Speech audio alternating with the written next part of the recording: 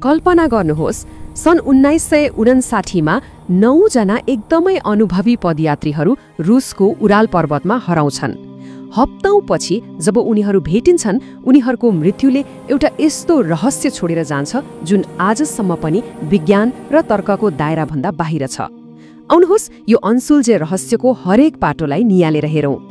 सोच्नुस् त, कुन त्यस्तो शक्ति होला जसले 9 जनाको ज्यान लियो? उनीहरूलाई तीव्र गतिको कार दुर्घटनामा जस्तो भित्री चोट दियो, तर उनीहरूको छालामा एउटा सानो खतसम्म छोडेन। हो, यही प्रश्न नै यस घटनाको रहस्यको मुटु हो। ल, अब सुरु गरौँ रुसको सबैभन्दा ठूलो र अनसुल्झे रहस्य, डायटलोभ अभियानको त्यो डरलाग्दो कथा। यो कुनै सामान्य पदयात्रीहरूको समूह थिएन है। समूहमा 9 जना अत्यन्तै कुशल र अनुभवी पदयात्रीहरू थिए, जसको नेतृत्व इगोर डायटलोभले गरेका थिए।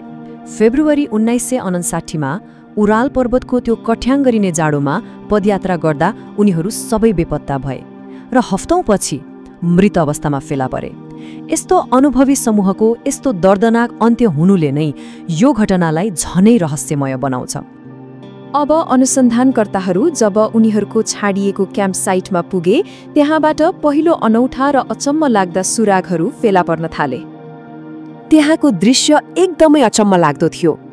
पहिलो कुरा, उनीहरूको पाल बाहिरबाट होइन, भित्रबाट काटिएको थियो। दोस्रो, उनीहरू -30 डिग्री सेल्सियसको त्यो चिसोमा केवल मोजा लगाएर वा खाली खुट्टै भागेका थिए।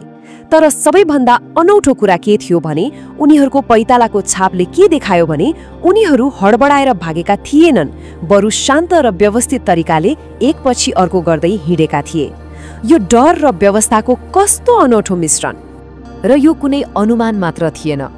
फोरेन्सिक फाइबर विश्लेषण, जुन एक वैज्ञानिक विधि हो, त्यसले यो प्रमाणित गर्यो कि पाल बाहिरबाट होइन, भित्रैबाट काटिएको थियो।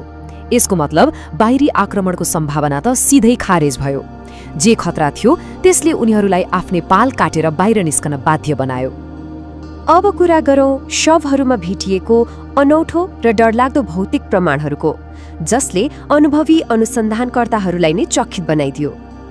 सबैभन्दा अचम्म लाग्दो कुरा त उनीहरूको चोटपटक थियो।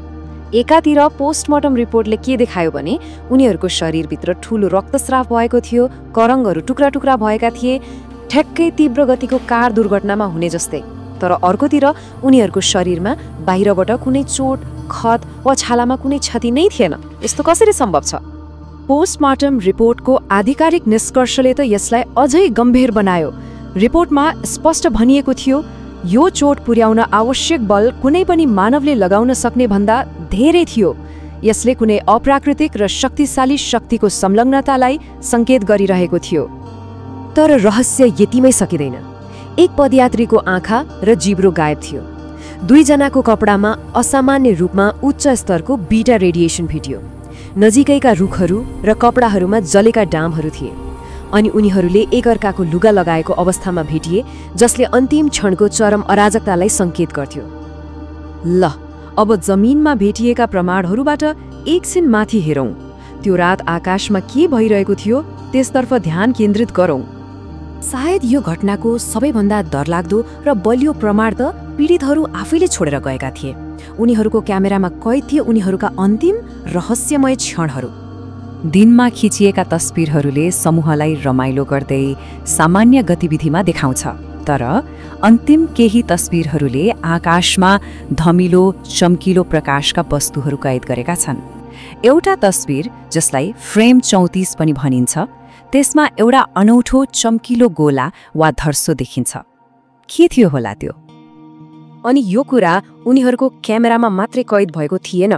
पछि सार्वजनिक गरिएका गोप्य कागजातहरूबाट के थाहा भयो भने धेरै स्थानीय बासिन्दा र सैन्य कर्मचारीहरूले पनि त्यही रात आकाशमा सुन्तला रङ्गका चम्किला गोलाहरू देखेको बयान दिएका थिए। यसले फोटोग्राफिक प्रमाणलाई अझै बलियो बनाउँछ। यी सबै प्रमाणहरूलाई एकै ठाउँमा राखेर हेर्दा एउटै प्रश्नमा आइपुगिन्छ, आखिर त्यहाँ के भयो? किन कुनै पनि सामान्य सिद्धान्तले यी तथ्यहरूलाई ठिकसँग व्याख्या गर्न सक्दैन? र पछि सार्वजनिक गरिएका सोभियत फाइलहरूले त झन् अर्को तहको रहस्य थपिदियो।